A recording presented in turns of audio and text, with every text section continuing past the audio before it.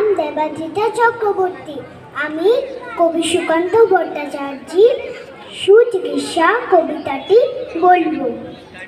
বদ্রীনাথের সর্দি হলো কলকাতা থেকে, আচ্ছা করে চোলা নিল নসিমাকে দিয়ে। ডাক্তার এসে বলল কেসে, বড়ই কঠিন ব্যামো, এইসব কি সুচিকিৎসা? আরে আরে রাম, আমার হাতে পড়ে এক্সরে করে দেখি রোগটা কেমন কঠিন কিনা, আসল কিংবা মেকি।